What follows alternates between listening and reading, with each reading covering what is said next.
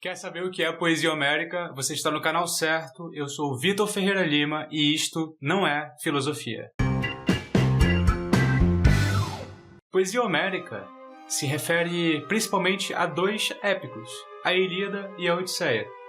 São os dois poemas que os gregos consideravam o pilar da sua civilização.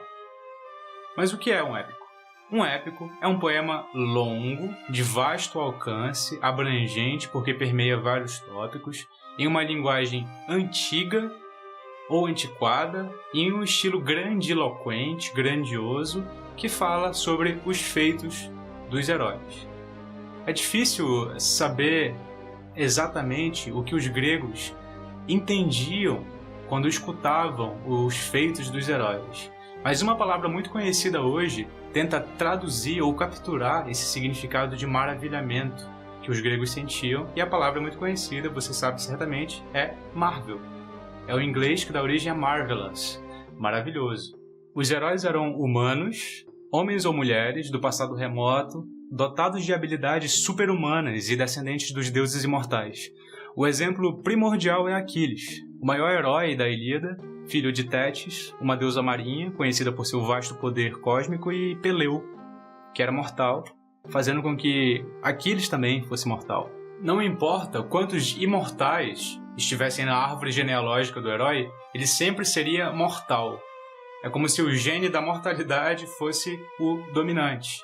Com exceção, é claro, de um herói, o Heracles ou Hércules, que de fato se imortalizou, mas mesmo assim ele teve que morrer antes para se imortalizar. A condição humana, propriamente, da mortalidade define o herói. A condição humana da mortalidade, com todas as suas provações, que culmina numa provação maior, que é a morte em batalha, está retratada de maneiras diferentes e atrozes durante o poema de Homero. De um lado, Aquiles, o herói de personalidade monolítica, o maior guerreiro de sua era, orgulhoso de sua força e habilidade de guerra. De outro, Odisseu, famoso por seus habilidosos estratagemas e inteligência ardilosa. As evidências internas do verso homérico, tanto no seu desenvolvimento linguístico quanto nas suas referências datáveis, apontam para um período de mais ou menos 1000 anos, que vai desde 2000 a.C. até o século VIII, que é quando o poema foi escrito. Não é que o poema tenha sido inventado no século VIII, é que ele foi vertido para a escrita no século VIII, porque foi só nesse século que a escrita grega se desenvolveu. Como eu falei, as referências internas do poema remetem a um período muito anterior, o que leva a crer, e essa é a tese mais aceita, que o poema era eminentemente oral, era passado só de ouvido e de geração para geração.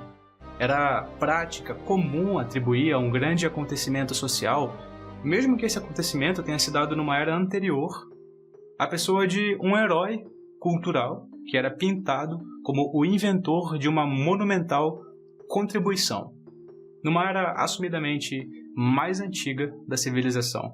Era o caso dos mitos sobre os legisladores gregos. Os gregos tendiam a reconstruir essas figuras, não importando se eles existiram de verdade ou não, como inventores de uma soma de leis costumeiras. O mesmo modelo pode ser aplicado à construção de Homero como originador da poesia épica. Mas quem transmitia a poesia homérica? Bom, certamente não o Homero, como eu já falei. O Homero era só o nome de quem os gregos consideravam como o autor da poesia homérica. Quem transmitia a poesia homérica eram pessoas conhecidas como rapsodos. Um documento importante para saber como se dava essa tradição é o Íon do Platão, que é um diálogo que tira seu nome de um rapsodo famoso. No livro, há uma descrição do poeta recitando para mais de 20.000 pessoas num festival chamado Panataneia. Nesse festival, as pessoas arrancavam os cabelos e caíam em lágrimas quando visualizavam as palavras que o poeta falava, ou arrancavam os cabelos e se sentiam apavoradas quando visualizavam imagens correspondentes. É difícil tentar imaginar como isso se dava nos gregos, mas tem um filme coreano de 2000 chamado Chunhyang, retrata de forma análoga a apresentação do Rapsodo.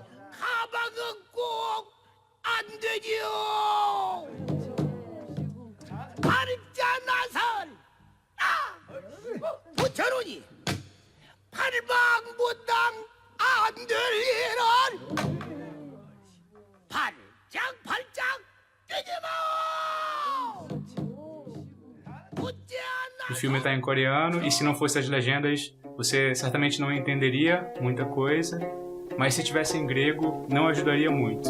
Escuta só.